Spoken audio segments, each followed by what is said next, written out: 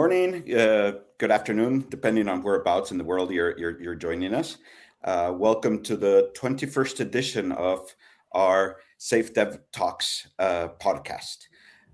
Today we are having a very, very interesting conversation around from code to runtime is the title of our conversation today.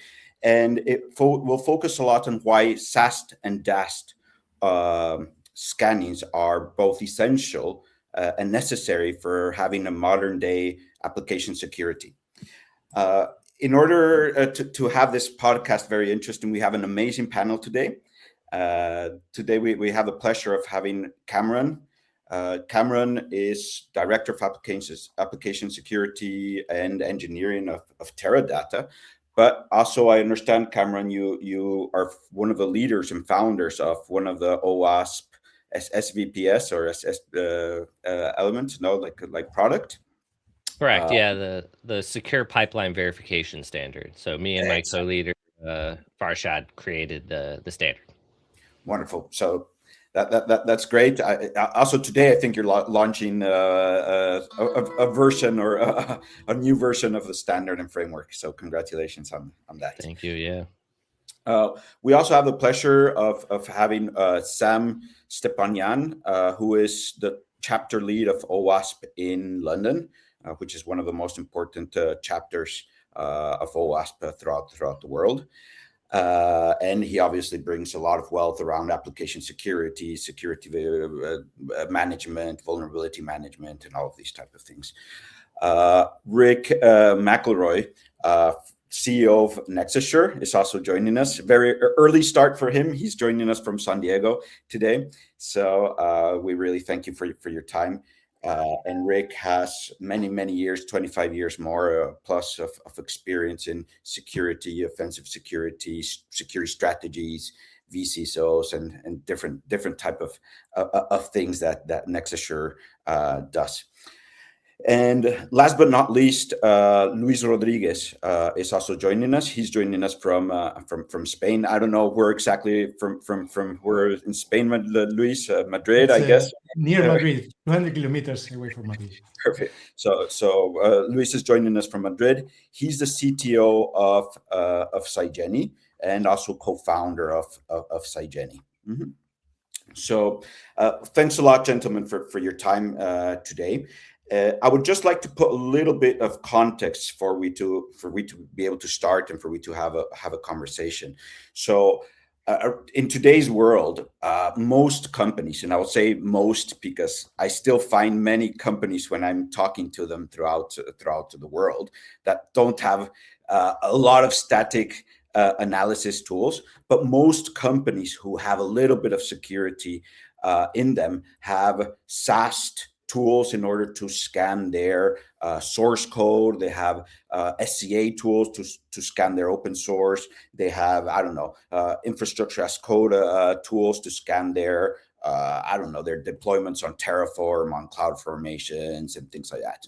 So we have a lot of companies who have a lot of capabilities, in which they're able to detect vulnerabilities in it, and in theory their applications should be very safe. However, when they put them into production, their applications still have loads of vulnerabilities, and many of these of these companies will suffer potential breaches of security. And when they run dynamic application security tests, they find and identify vulnerabilities that the static analysis tools did not or were not able to identify. So this is the whole context. Look, how could we ensure, or how could organizations ensure that their security posture is safe, running both SAST and static and dynamic application security testing? So that's to put a little bit of context. And I guess I'll start with the first question. So based on your experts and based on your views, which would be the blind spots? Like why do the SAST tools not been able to identify all the vulnerabilities that then are further out down the stream, you know, detected through DAST or even through the cyber criminals, you know, who were able to compromise the security of an application that was thoroughly tested. They did pen tests. They did, I don't know, loads of different things. Now, so we could start off with that premise. I don't know who would like to start. Cameron, as you were the first one I introduced, I guess we could start off with you. Put me on the spot. I'll set the tone. So I think that the thing that we should always consider is no one tool finds everything. I think there's this misnomer that you think every tool solves every problem or detects everything. I've done numerous POVs, POCs, RFPs, whatever we're calling them these days. No one tool finds it, right? I've POC'd so many different DAST tools, SAST tools, SCA tools. Every time the results are very different. I've always told like my CISOs, my number one thing is if we had a budget where I could buy like 3 SAST tools and like 3 SCA tools and 3 DAST tools and just have 3 of every tool and then correlate all those findings and map them together and be like, okay, every tool that found the same thing, those are like true positives, right? Like those are the ones I actually wanted to fix. But nobody has budget for that, right? So everybody picks a certain tool. They find the best tool for their scenario and roll it out. And we start scanning. We find vulnerabilities. We do our best. Security, I don't think, has ever been a cure-all. There's never been a cure-all. There's no tool that's going to be a cure-all. Attackers are always finding new ways to shift. And our job from number one is a defense in depth. Our goal is to find and set up as many places where we can put, you know, a hole here or a chair or a fence here or a door there, and hope that all of those things don't line up to where an attacker can compromise you. But that's that's at least my perspective around it. Perfect. Thanks a lot. Sam, how about you? I'm going to start from something very interesting about SaaS tools, because a lot of organizations who implemented SaaS tools that I know of, and some of them are really, really big companies employing tens of thousands or even hundreds of thousands of employees and building lots of applications. They have bought SaaS tools. They are running them, so they are scanning their source code, but they are doing nothing with findings. And when the auditors come, they usually say, oh yeah, we have a SaaS tool, it covers all applications. So what I've seen out there in the field is a lot of organizations are most concerned with coverage, saying, yeah, we've scanned them, but have you actually remediated the findings? Have you triaged them? That's actually something that I'm seeing that not every company is doing. And I had a very funny conversation with a very leading commercial SaaS vendor whom I was asking a lot of questions about the accuracy of the findings. And the sales guy said, Sam, are you actually using our findings for remediation? And I'm like, of course. Why else would I buy a scanner tool? Just to tell me that I have a problem? I'm going to fix the problem. And I think this is something that a lot of people ignore. And obviously, as Cameron already mentioned, there are different tools to find different things. And also the context is different. I had many situations where we had vulnerabilities discovered by the SAST tool, which were not discovered by DAST tool or by penetration testers, and the other way around. And this is why these both technologies complement each other, because SAST is looking for vulnerabilities in your source code of the application, while DAST is looking at the vulnerabilities as the application is running right now in your production or staging or test environment. And this is where there are a lot of blind spots for both of them, but there are also some unique vulnerabilities which can happen with one scenario which will not be detected in the other. I'll give you examples. For example, with SAST, I've seen a lot of developers coming and complaining, saying, hey, your SAST tool has found a SQL injection, but this part of the code is not in use at all because this is some legacy code from 2005. And I'm like, why do you keep it in your app? Just delete it. Right, and it's like, oh, we just don't call it, right? And this is something that SAST tool will find, but also SAST tool will find something that the DAST tool will not find. For example, a hard-coded credentials, tokens, secrets, passwords to the database, right? And the opposite thing, the DAST will find things like environment misconfigurations, because a lot of things that exist when application is running, it's not just the source code, it's all the scaffolding around it. So all the environment, all the service, and what else it's connected to as well. This is why I think a lot of people ignore it. And obviously there's a whole classes of vulnerabilities that you can only see in when application is running.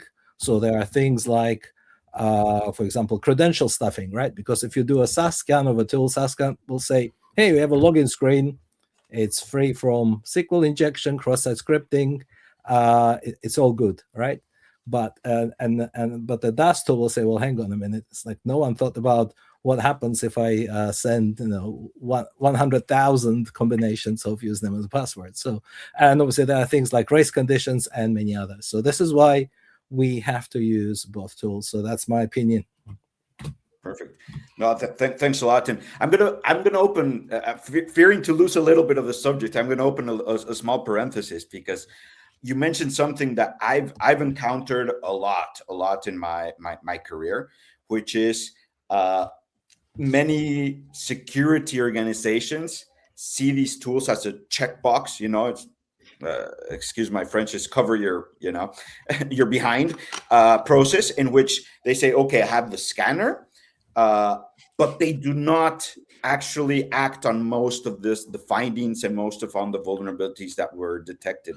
Do you think it's just because security teams are pressured a lot, to release and let go the applications and let them be put into production, or because the developers just simply ignore it?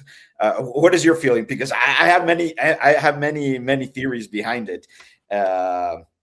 So obviously the productivity, the pressure from the lines of business to release a certain function or feature or whatever. But in your experience, Sam, just a small parenthesis to this whole conversation, what has it been in what you've seen? Because you mentioned it.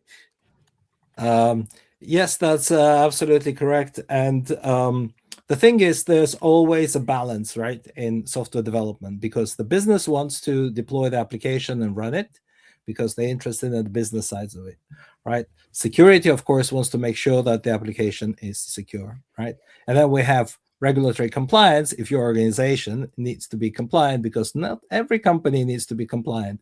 And this is where I actually see a very interesting trend, because organizations which have regulatory compliance requirement, even though they're, as you say, just try to do a checkbox exercise, they do tend to be more secure, right? Because at least they know that they have to do security. What really worries me is the other side of the coin, is lots of startups. And nowadays we have a huge explosion of startups doing, for example, AI-enabled technologies.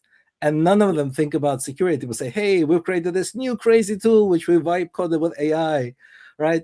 And no one thinks about security. So going back to the organizations, this is all about the culture. And what usually happens is people start thinking about security after the incident. So things about startups, right? I'll give you a real life example, right? One day, many years ago, my house was burgled, okay? And my laptop and my iPad were stolen because they were just left on the coffee table, and the burglars just could see through the window of the house that there's a laptop and an iPad on the coffee table. They just stuck something through the letterbox, pulled the door handle, got in, and disappeared, right? Up until that day, I never thought about installing security cameras, installing security lights, setting up an alarm, right? Because I thought, I'm okay, I'm living in the safe there. It never happened to me. Why should it happen? It's the same cultural thing. It's a psychological thing. And there's actually a lot of studies on this psychology. So the companies which are pushed by compliance, they are better, but it's still, it all comes to the risk appetite and their culture. Because I've seen organizations where they see, okay, if there is a data breach, tell me how much in monetary aspect, right? How much money is going to cost me to clean up this breach? And then they will say, if it is under a specific amount of money, and for some organizations like banks, this amount can be millions, they're like, "Oh, don't bother calling me." This is what CISO used to tell us. It's like don't bother calling me if you estimate the damage from the breach is data breach is under this particular threshold, right? So that is but at least they understand the risk, right? But however, different organizations understand once this happens, right, it's very serious, and people understand that security is very, very important. And this is what I keep telling people: security, you need to treat it as an enabler. So if you think of analogy with your car, right, why do we have brakes and seat belts in our cars, right? Imagine if our cars had no brakes, the cars wouldn't be able to go faster because you wouldn't be able to stop, right? So once you get that message to the board, so they understand the importance to be driving in a car which is safe and secure, they will understand the importance of security. But someone who says, "Oh, I have a car, I'll just take it to the test station," and they will just tick the boxes to say, yeah, it's all secure, it's all safe, it's tested to be roadworthy, right? So this is why compliance is still important, right? It might not prevent the crash, but at least it makes you think about security. No, that's right. And you probably live in the posh side of London, in the west side or something like that, because I live in the east, and trust me, I have cameras all over the place. Anyway, I'll close the parenthesis, and sorry, I had to make that question because you raised a very interesting point that I've personally seen a lot in my career, and just wanted to get your insights on it. Going back to theme, Rick, what is your experience, regarding like why SAST and DAST have these blind spots, and what is importance, of having both, or none of them, or what is your insight in it? Yeah, I think I'll just second what a lot of the other speakers have said, and really said, in my personal experience building programs, leading programs, there's a massive goal and incentive misalignment amongst the teams, right? So security is aligned to drive risk down, obviously stop breaches, detect those breaches, as fast as possible, do all of those things. The app dev teams are incentivized completely differently, right? And I'll give you a little bit about how these processes are disconnected in reality, right? So application development team creates some new awesome application that drives the business. Well, great. The security team now has to figure out how to detect evil when some malicious actor is trying to do something in that application, but we have no idea what this application looks like, right? So you've seen examples of this in the real world with things like WMI from Microsoft, SCCM. When you actually start to try to detect malicious activity at scale, it looks a whole lot like advanced persistent threat actors, right? And so if you've got a detection team that's a little bit of a rookie, they have a little bit of an immature process. Well, hey, someone fires up SCCM and suddenly it looks like lateral movement everywhere inside of your company. So I think, just a good plug to go back to SBOMs. I know they had gotten a lot of heat a few years ago. I'd like to see us move towards that, especially in the AI era. And lastly, what I'll say is, I think we've just got, again, to speak to the culture and process and people side of the house, what has actually happened? Hey, we have some great technology that identifies a bunch of stuff. You can call that a vuln scanner, right, on the system side of the house, and you can call that, static analysis, right? Well, how did we condition our engineering teams? We gave them a pile of stuff that was wrong, right? So we showed up with a bunch of false positives. We called that bunch of meetings that people have to get in and kind of get into some knife fights over what's actually true, what's not true, and ultimately what needs to be addressed in the next 30 days, right? So the security teams said, hey, these tools are a little unreliable. We've got high false positives and we're still incurring runtime production vulnerabilities. We need to get in the world of dynamic application testing, right? And in my humble opinion, the security teams have overly relied on those findings. So we've sort of dismissed the static analysis findings. We've over-relied on the dynamic side of the house, including bringing in humans to do, some of this business logic testing and all of this good stuff. And at the end of the day, we can't rely on either or. It has to be a whole representation of what's actually true in that environment. So I think, again, making sure that we start small in the environment. We look to get those wins when it comes to static analysis. And then ultimately, we bring those processes together in a way that contributes to the communication amongst all of those teams, because it gets really messy and complex when you have a breach, when you have an incident, and you're trying to figure out, what does this application actually do? Yeah. No, exactly. So also that also takes us into another, and that would be a follow-up question. I want to give Luis the opportunity for his first comments, but shifting through all that noise and that those false positives, false negatives, which are even worse. That's a whole new bucket, you know, that we could spend hours talking about it. But Luis, how about you? It's nice to hear you about how bad are these tools. Well, these tools are obviously, they have false positives and false negatives, which is even worse.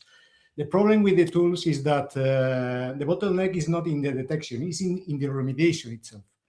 I mean, if you have to fix a vulnerability issue with a third-party component, a third-party package, you need to typically you version bump to the version that fixes the vulnerability. But if you do that, you break the application. You need to be sure that the fix doesn't break the application, and you need information, you need context for that. So many people keep the vulnerability even if it is a critical one, not a 10 scoring CVSS, but lower. You keep the vulnerability instead of trying to remediate it. And you need some context. For example, is that vulnerability that the SCA tool said that is in there, is really reachable? I am really affected by the vulnerability. Is my application using the vulnerable code in the third-party dependency? This is the context that you need to make the tool, the finding, be really actionable. And without that finding, you will not. Better you do not use any tool. Use your common sense, and because you need context. This is the first thing. And remediation is not easy, not only for SAST, but for SCA, for any kind of, even for secrets. Even if you have a secret, you rotate it. You have to be very careful where the secret is put.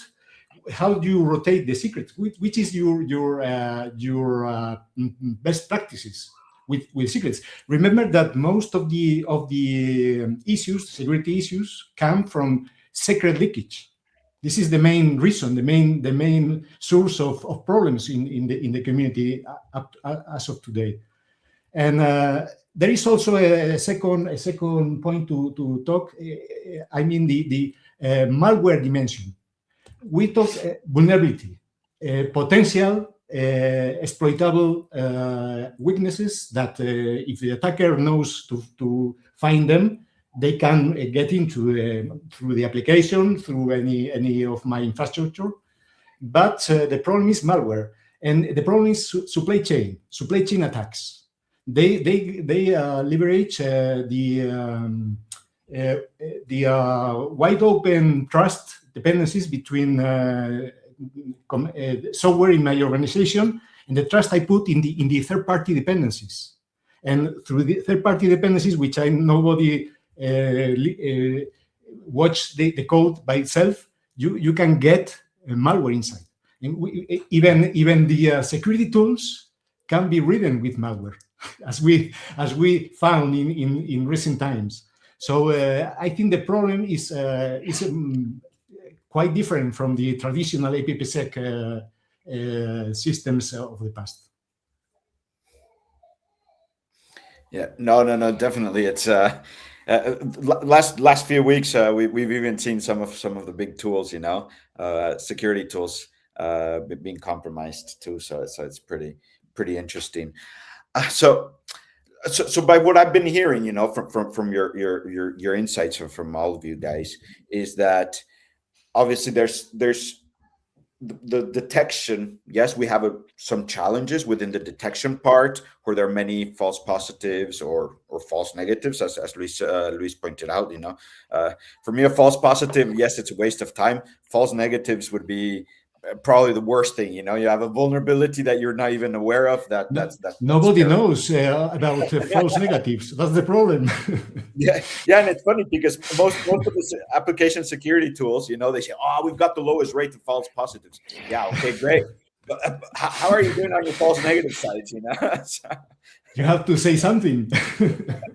Yeah, but on the inverse of that same issue, right? We already are swimming in amount of detections, right? As we stated already, as a company, all of us are swimming in just tons of detections. We're starting to see with AI exploit chains where they'll use, 3 mediums, 4 mediums, and a low to own you like a critical. So even if we were, we've already said that all tools don't find everything, but we're already struggling with the vulnerabilities we're struggling with remediation. AI is putting this on fire. So even if we have gaps, like we all know in security, we have gaps. We could sit and literally do everything in our power. And the only way we're going to truly feel that our products are 100% secure is the second we take it off the internet, right? That's the only time all of us are going to be like, all right, I can sleep. Until then, we could fix every single vulnerability, but there's always going to be more. But we're struggling with what we are already, the wave we already have. And if you look at like CVEs in general, CVEs just this year are outpacing, multiple years before. It's turning into a hockey stick kind of graph as tons more vulnerabilities are coming in. We're swimming in them. We're struggling. Our SAST tools are finding more vulnerabilities. Our DAST tools are finding more vulnerabilities. Most of the time, they're not talking to one another to help correlate and improve those detections, which is a highly confusing thing. Usually you have to purchase a tool or build your own internal tool with like some kind of AI agent or something to help build that together, but that's a whole separate issue. So yes, it's an issue, but I think we've got a mountain of issues already. So yeah, no, Cameron, I've heard, like the MVD database, or I don't know, NIST, who manages, have a huge backlog of CVEs. So even that is a challenge. But so taking into consideration, that your SAST tools, your SCA tools, your DAST tools, everything are creating all of this vulnerabilities and this noise. And taking into consideration the context, because now it's not only, hey, we deploy it on your data center, you have multi-clouds, you deploy it in different ways, you have APIs, you've got this, you've got AI who's like just throwing everything into it. Like, how do the companies prioritize the vulnerabilities they should focus on? Because, hey, maybe you have a CVE that has a, I don't know, CVSS score of 10, but it's not reachable, it's not exploitable. Like how should the companies do this, for they to be able to sleep a little bit better at night? I won't say completely rest, at night, but So for my sake, I hear this problem all the time, and people are always like, how do I prioritize? How do I prioritize? I'm like, it's the same thing we've been doing for 20 years. This is nothing new, right? It's the same thing. You look at your threat landscape, you look at what maybe possible threat actors you have, you threat model your scenarios, and then you start to isolate and figure out, okay, this asset is behind 3 layers deep. So if a critical comes on this asset, it's not a critical, right? This is not going to immediately own us if somebody attacks this. Maybe you can put it as a high or a really low high, right? Or a medium. But at the end of the day, it's not a critical. So it's about understanding your ecosystem. What are your attack vectors? What are your most exposed assets? And you could always do it like an onion, right? That's like the most easy and, immature methodology. Separate your environments into 3 scopes.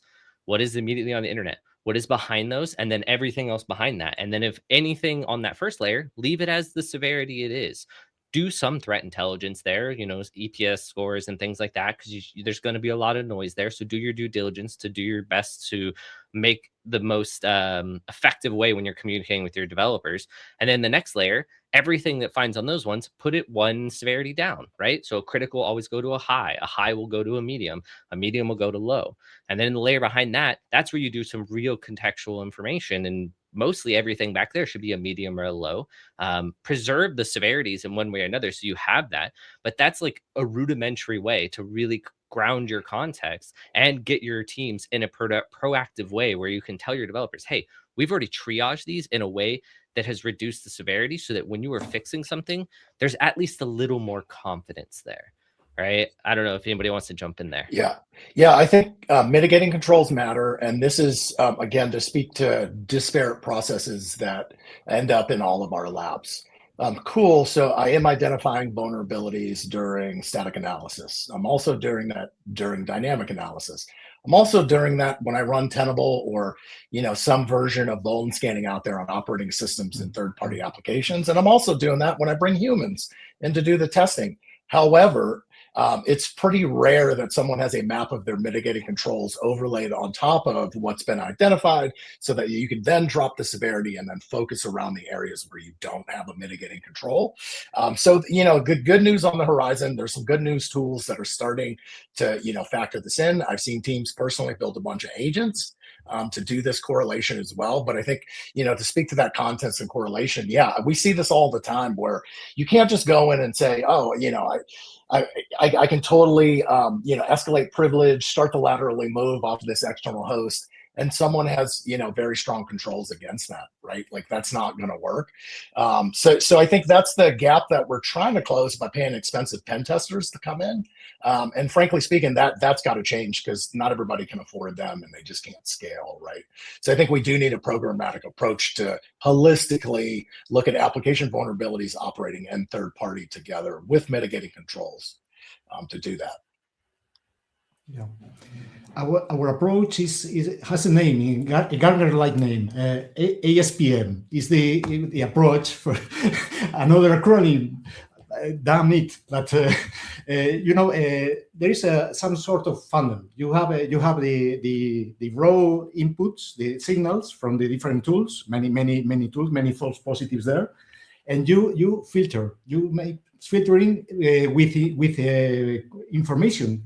Critical information like reachability, for example, in SCA vulnerabilities, the asset, you have an inventory of all the assets that matter, and you have probably others that matter less. With that inventory and with that contextualized vulnerabilities, you can filter it out in a funnel to get the real ones, the real that you must approach. This is the common way of ASPM tools that make this filtering, and this works even now with AI. This triage can be done mostly automatically. So the tool is the tools AI agentic tools have getting much better in the last 3 months because in the before Christmas, this was not possible. But now they have strength. They are strong enough to do this kind of planning, and they are much better than 3 months ago. So I think that this is the way to go in the short term, at least, for getting all the signals and going to to correcting, to remediation of the things that matter, because the bottleneck is in the remediation, as I mentioned. This is our approach, but obviously you have others. Sam, I saw you got out of mute. What do you think? Yes. Oh, I have a bit of comment on Luis's AI comment and agents. One very important thing to remember, if you are using AI for triage, like Luis just described, is to remember the security of data. Because obviously, if you're a organization which deals with sensitive data, health data, financial data, any type of sensitive data, you need to be very careful before you start triaging vulnerabilities in applications which deal with sensitive data, sending them to the cloud-based vendors, right? Because as you know, this is something that people forget. I said, let's just ask AI. It's like, you just spend millions on your governance programs to make sure that the data stays within European Union, and then you're just going to ask an agent which sits in a cloud over, say, United States or even China-based organization. Have you considered everything? Another very important thing that Luis has mentioned, I think, is inventory. Right. So number one thing when you think about prioritization is context, and you cannot have context to prioritize unless you have the inventory of your applications, of your code, of your components. You must start from the basics. You need to have inventory and you need to have ownership, because once you identify what vulnerability is, right, you also understand who is the owner, right? And also another thing that is very important for inventory and a context is understanding the blast radius and understand what your application is connected to. Rick raised an amazing point about this. And again, I'll give you an example from real life, okay? I don't know if you remember the Equifax breach. Equifax breach, when it happened, right, it was absolutely huge because basically every single US citizens' credit data was exposed, I believe, including President Trump's, who was a president during his first term back then, right? So this was pretty serious, okay? But what happened? Because Equifax's main website and main system was scanned and was penetration tested to death, and it was secure. Attackers did not hack through it. What they did, they chose a system which was Equifax's complaints form. So if you had a complaint about your credit card score, you wouldn't log into the main Equifax website. You'll go to another website, which was essentially just a form. You just fill up your details saying, I'm citizen blah blah, and I'm complaining my credit score because I tried to get a loan or a credit card and I got refused. What's going on, right? Please review what's going on. That was the application, because this application was scored as low risk. But the problem is that low risk application was connected via network to all the high risk assets. It was connected to the main website, was connected to the database, which contained all the sensitive data. So this is why context is very important, because you need to understand the blast radius of vulnerability. And as Cameron mentioned, very important thing, which is threat modeling. So you need to threat model, and the main postulates of threat modeling is you need to analyze what can possibly go wrong, right? What are we going to do about it, right? And have we done the good job, right? And obviously the first postulate there is actually to have inventories. Like, what are we building? What can possibly go wrong? What are we going to do about it? And have we done a good job, right? So if you've never done this threat modeling, if you never thought, what can possibly go wrong? If a vulnerability in here gets exploited, what's the blast radius? What else can be impacted? That's where the issue is. So I think you need to look at all these aspects and connect all the dots in the context together. Yeah. No. What if? And then once again, all of this is just in my experience. You know, most companies I talk to don't even have a slightest idea of what are their software assets. It gets to such a point, I swear, and this is real life scenario. I've spoken with top companies. Basic questions like, how many developers do you have, or how many repositories do you have? They don't know. They literally do not know. They don't know repositories. They don't know the tools. You ask them, hey, what tools are you using to build? No idea what their CI/CD pipelines look like. How they don't have, like, no idea. So yeah, for me, it's extremely important, that part of identify first your inventory. That if you don't know what you have, it's really hard to secure or make sure that it's it's Yeah. safe. Yeah. And can I speak to that just from an external consulting perspective? Please do that. The amount of time and money that organizations are spending trying to gather information that should already be gathered is, in my humble opinion, ridiculous, and why lots of consulting firms burn hours, right? So if we come in to do an assessment, awesome, like, we're going to do all the things to assess what the actual inventory is. What's the state of that inventory? Let's map that against the threat model, and we'll come up with a plan of attack for the organization. But like, yeah, that should just occur. So, in a world of, large language models, knowledge transfer and wisdom sharing, and those things should be considered. But it would be hugely helpful for the people being asked to figure out what is going on. If you could help us drive down your billable hours when we have to come in on these incidents as well. Because if you talk to any incident response team, you're burning weeks just gathering data, that's not enough, right? So I think, again, if we can have that good documentation, that good inventory, there's a whole bunch of positive business downstream impacts to that. And it's not just, strictly speaking, solid security, right? It's like, what happens when investigators have to come in? What happens when you have to disprove that you were actually compromised? Again, let's keep those dollars as small as possible, and let's just not have a bunch of people burning $500 an hour sitting around. Yeah. Inventory is, I would say, one of the hardest things that any team can do, right? It's the number one thing we say in security to do, right? You can't secure what you don't know. But you walk into a company, you look at their GitHub, as you're saying, GitHub, they could have 9,000 repos. How do you know what repo is actually operational? How do you know what is associated with it? Everyone's running fast and loose, but that's because developers are prioritize to deliver features, get it done on time. Usually most developers I talk to are stressed. They're given 2 persons worth of work, and now with AI, maybe 5 persons worth of work, because they're like, hey, you have AI agents now. You can be productive as 10 other people.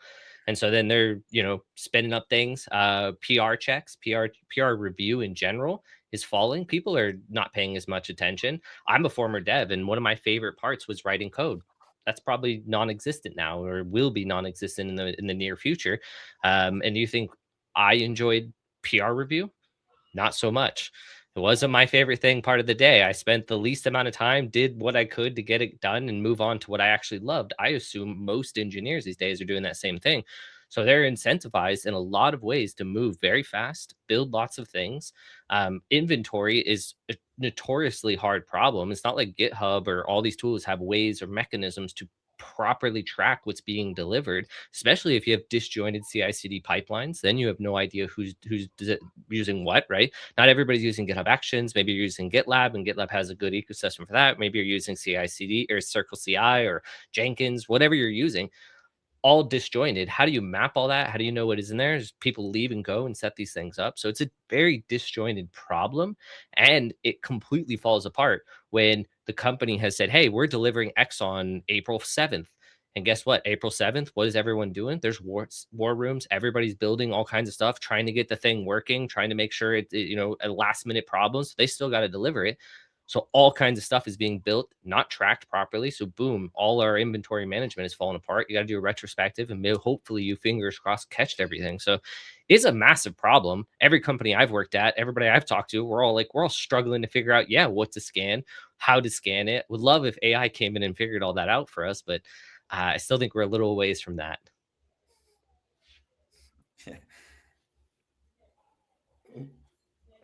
Luis, I think you're on mute, Luis. I think that you said that code review is dead. In AI times, code review is much more difficult because we cannot compete in brute force coding with AI.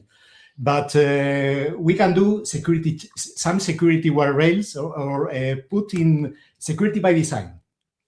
Let's mention that instead of making hard to find the security vulnerabilities that the AI produced, why not to teach the AI to produce clean code without vulnerabilities first? This is the point. I think that AI is an opportunity, but you have to manage that opportunity well. And I think that making preventive measures to avoid many issues with the AI is the first thing we can do.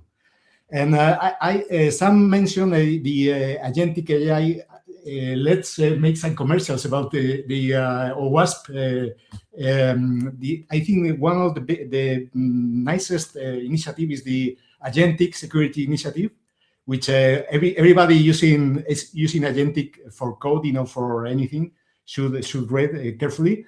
And the second commercial goes with Cameron, with the SPVS Secure Pipeline Verification standard, because we are using now. We in the past had a lot of measures for protecting the pipelines for building this and deploying the software, but they were not covered by a framework, and we choose. God bless SPVS. we choose this standard because it showed that we had a lot of gaps. So I recommend to everybody that has a lot of pipelines, a lot of software complexity in the software development and deployment, to take a look at this standard, because I think it covers the previous OWASP top 10 pipelines security, but it takes an approach much comprehensive. So you can find many gaps in your supposedly secure infrastructure. So I recommend it. One thing I wanted to say about when you said, why doesn't AI produce secure code, right? I think just a few months ago, we were all talking about cloud code security. It disrupted. I don't know if you guys were on LinkedIn, but on LinkedIn, it was blowing up, right? Everybody was talking about it. I mean, we're all using AI. We've all been using AI. We have been trying to secure it in a lot of different ways, right? We put in our instruction files, hey, don't write insecure code. Maybe we expand upon that and put a whole bunch of stuff in there. But we all know that the second whatever we're doing with AI, the context window gets large enough, it starts to forget or ignore certain instructions. And then boom, now you're writing vulnerabilities again. You're seeing lots of reports. People are writing and using AI and it's writing lots of vulnerabilities. This thing was fundamentally trained on, most likely, right, is all our open source code, all our open source GitHubs. I don't know about you guys, but nothing on my GitHub page was probably the most secure. So if they're using it, I did not recommend that. I was a student, it was not great. But I bet we're seeing a lot of that out there. And so it's going to, in a way, you could say, garbage in, garbage out. It's a very effective tool. I think if we are waiting for our AI tools to generate secure code, I just don't think it's going to happen. I don't think it's going to. I think if you look at a lot of the companies, they're all coming out with their own security agents because they're realizing that if you start to write secure code and develop, or produce good quality code that people would want to use for like functionality, security is not going hand in hand, at least with our current computation or limitations within our models. The best thing you can do is separate them and have them two separate parts, right? So having our tooling hook in via an MCP server, an agentic flow. I don't think PRs is the best way anymore. I don't know if you guys are seeing it, but developers, again, are shifting code or delivering code at speeds that are unheard of. I was at a CISO dinner a couple weeks or months ago, and this guy said this most wildest claim that I've ever heard. And it's still rattled in my brain, which is his engineering teams are not committing code based off features. When they decide to commit, it's a time-based commit because they're delivering so much code. It does not make sense to deliver or commit to GitHub by feature, but by time. And so every 15 minutes they commit. And I'm just like, that is, I don't know if you think about that process, even at the minor scale, I'm like, that is just an insane amount of code, right? That's just an insane amount of code. But I don't know, there's a lot of inverses there. But from a security side, if we throw our tools at that, we're about to become major blockers, right? So then we go back to the old days where we're going to have to scan out of line. We're not going to be in line. Can we hook these into while the agent is being built? It's a complex problem. Yeah, I do. I do just want to comment on that. I think you're absolutely right. I think we're in this trough, if you will, between the legacy solutions that were really built around, even as we started to move towards continual code and delivery out into production. But yeah, there's going to be some new players. Hey, we're aware of some of those new players that will help to address this. But I do think, by and large, we're going to be in a gap here.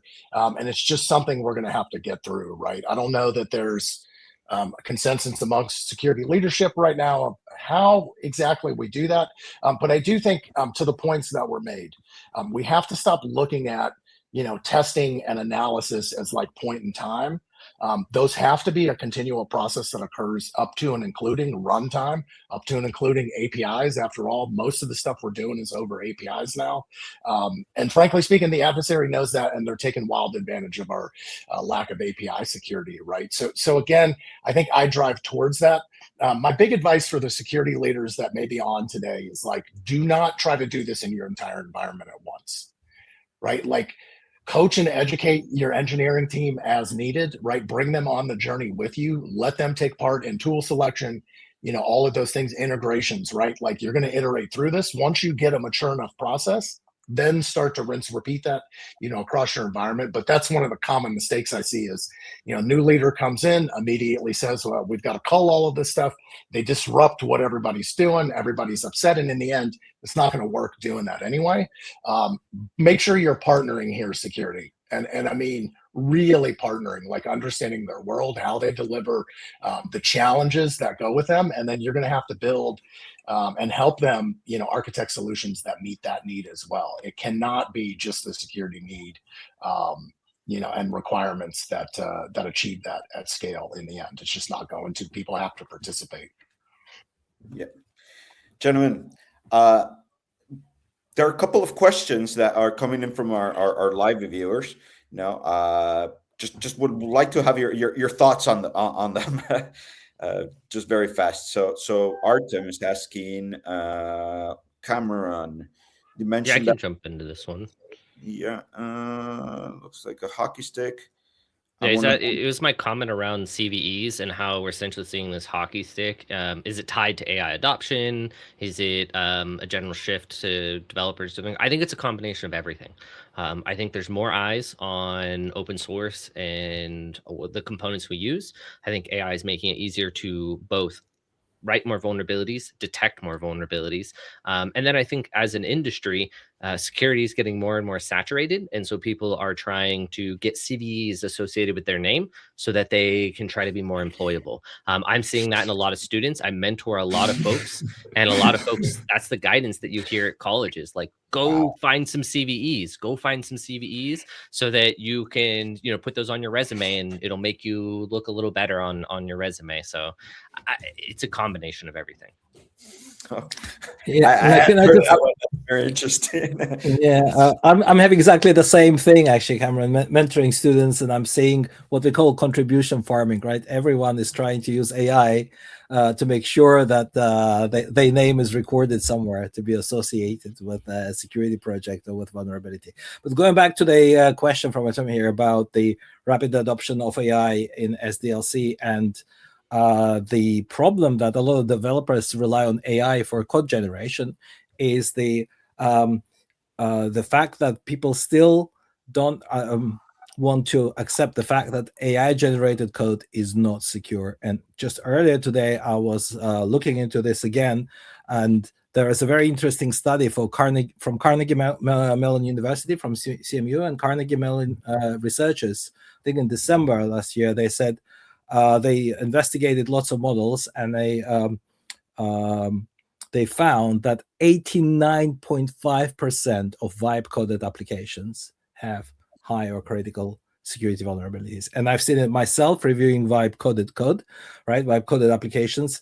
And I've seen things like absolutely unbelievable that if the human who had some understanding of security would never do. For example, I've seen things like API tokens being put into the source code of the application on the client side. So when calling services like an OpenAI or Claude Code, or even databases like Superbase, so all an attacker has to do when he loads a web page is to hack into a database, just right-click on the web page, then select view source, and then there you go. All the secrets are there, just so you can use them to log in straight into the application. So vibe coding is still not secure.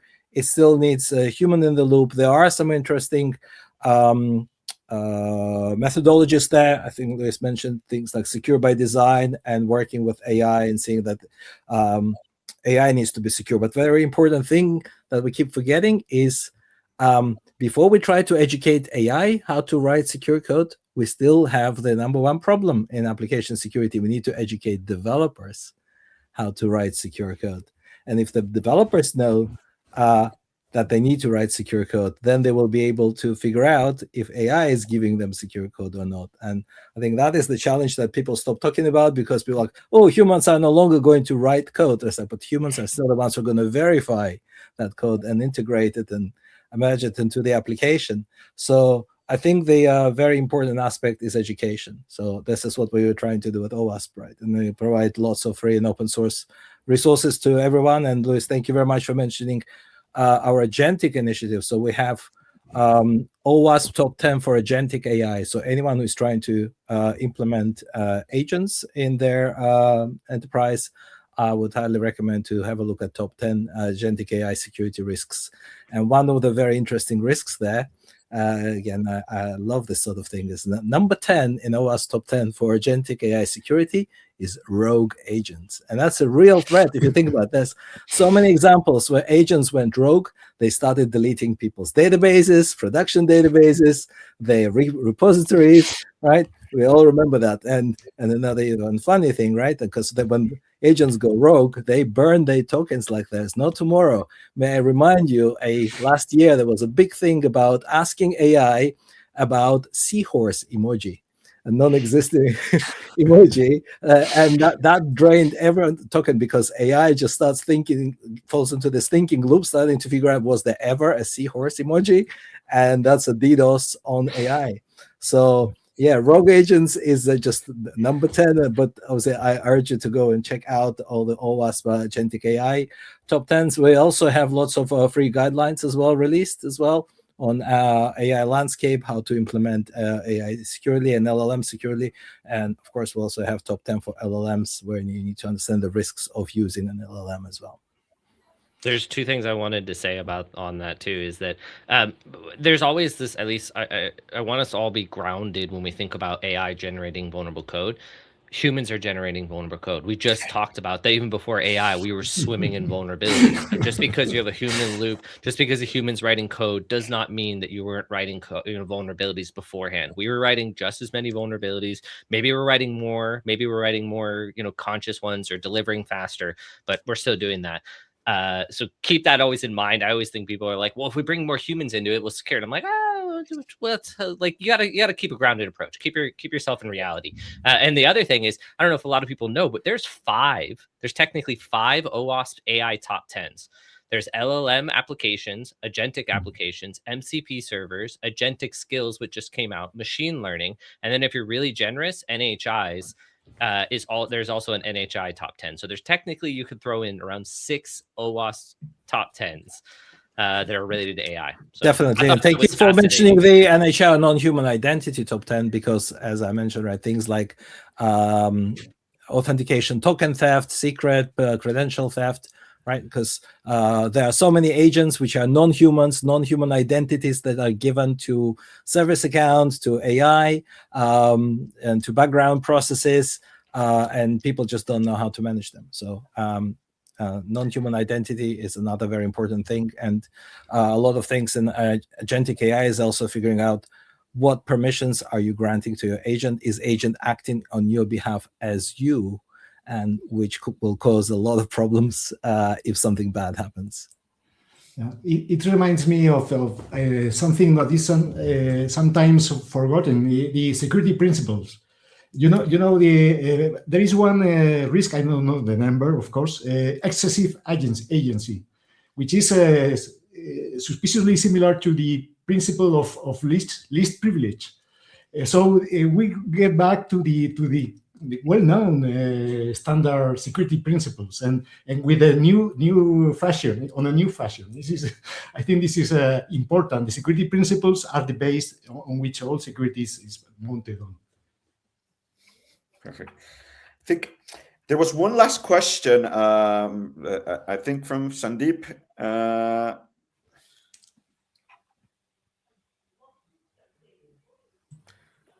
Who would like to have a go at this one?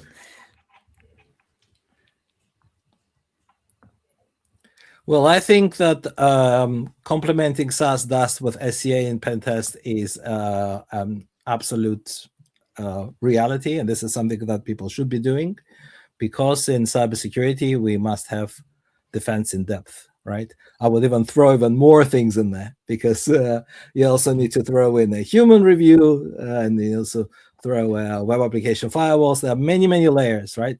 But if we're just talking about scanning tools, right, so SCA is very important. However, the question there is the overwhelming noise, right, and prioritization of this noise, and how do you leverage automation for remediation? That's actually a very good question.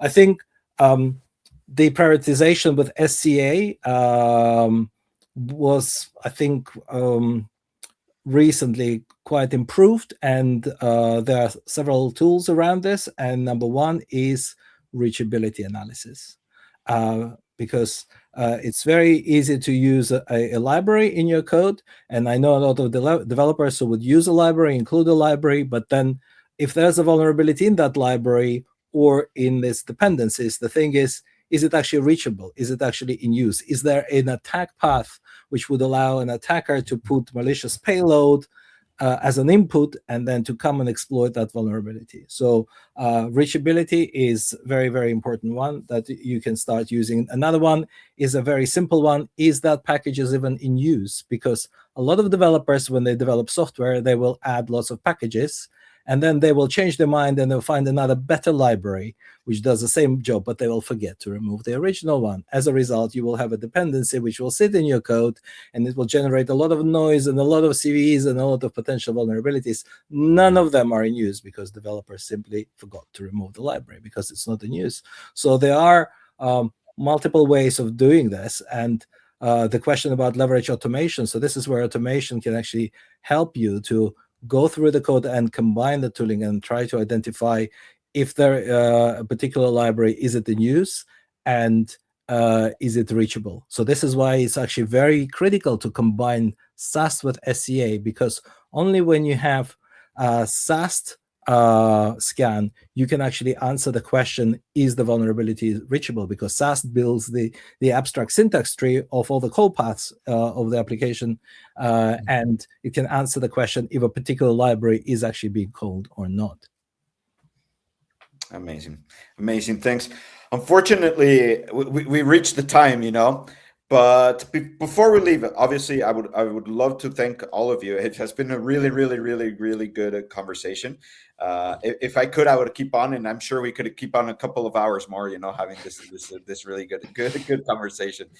But before we leave, I would just like to ask each one of you, what would be like just the quick tip, quick practical tip that you would give to the people who are watching right now live or in the future on the recording, of how they could really improve the security posture of their application, taking into consideration SAST, DAST, and all of the points that we've been discussing in today's podcast.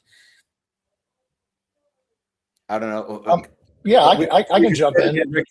Go ahead. Yeah. Look, I'll say identifying vulnerabilities fixes nothing, right? So what do I mean by that statement? Sure, I need to know where I'm vulnerable, but more importantly, I need to know where I'm exploitable, because that's where I need to focus the time of both the engineering team and the security team. So how do we get there? I think a lot of the leaders today have talked about context. I've talked about validation of findings, putting that into a loop, and a continual loop that exists in runtime. So start that journey. There's lots of awesome resources available, or reach out to an expert externally to your org to help you take on that. And then the last thing I'll say is, for the security leadership team, stop treating the engineers as if they're the enemy. This is annoying me after 27 years inside of information security that we aren't best friends with our engineering team. This is a journey we're both on together, and your success depends on their absolute success in helping get some of this remediation done. So stop beating them up, start educating them, start spending a bunch of time with them. Thanks a lot, Rick. It's very true. There's always this DevSec, conversation. So it's ridiculous. Great. Okay. My takeaways. First, context is king. I mentioned that. Second, I think that developers are dangerous because they have to use a lot of tools. They need a lot of tools to make their work, and those tools are not in the white list that security officers mandates. So in many cases, many breaches are caused by developers that try to do their best working with some tools that are not approved for using in the organization. And I think third is, we are in the best of the worlds now. We are in a moment in the time where everything is getting crazy quick with AI. And we have to learn. We have to learn quickly how to do this good, because it's an opportunity. For me, it's more an opportunity than a risk. Thanks, Luis. Thanks a lot for your insight. I would like to add one tip to everyone, again, to focus on your developers, as already mentioned. You need to educate your developers. Remember, if developers don't put security in the source code, no one else will, right? So this is why it's very, very important to continue to provide security education. Also make it fun, right? Organize, capture the flag, and secure coding tournaments, right? Provide some prizes. Developers are gamers. They love to play games, you know, and I think this is probably the best approach, because people do learn through gaming. If developers know how to code securely, you will see how quickly your security posture will change. It's very, very satisfying to watch an application which is start from day one, and every single line of code is properly analyzed, is scanned, and developers know how to do this securely, compared with an application which has been coded many years ago and has thousands of vulnerabilities, and you have to approach them. So if you're building a new application, start from secure design, start building in security, educate developers, and make sure that security is one of the values in your organization. Wonderful. Thanks a lot, Sam. Last but not least, Cameron. Yeah. So the one thing I would say is that I think our industry right now is having a reckoning. All the previous existing toolings, processes, and ways we did things are all being questioned because of all the new AI stuff. There's agentic workflows, ALDC is coming out, right? People are starting to, all the processes and tools and integrations and ways we used to do things are not holding up. So my big thing for every team to stay secure, to stay up to date, is to stay up to date. Pay attention to what's happening, follow OWASP, follow leaders, listen to what people are doing, analyze where your teams are headed, work with your developer teams to understand where they think things are going to head, and understand that their timelines and their priorities and methodologies of developing is going to shift every 3 months. And so you as a leader need to be that person who can shift with them, and don't be so rigid. Make sure you analyze your tooling, everything needs to be rethought, because all the notions that we've done for the last 20 years are being turned upside down. So double check everything so that you can be that partner and you don't look as a department of no or a blocker to your teams. Wonderful. Great. Thanks a lot to Cameron. And once again, everybody, I really, really appreciate your time. It was really fun. It was really interesting. Thanks also all the people that joined and asked questions. I really look forward to having our next SafeDev Talks, you know, or episode 22. Hopefully some of you guys will also join us, maybe in a different subject. I don't know, maybe ASPM or something like that, as we were talking about it. No, but keep safe. Once again, thanks a lot for your time, and appreciate all of your insights. Thank you. Wonderful Thank you. evening or afternoon.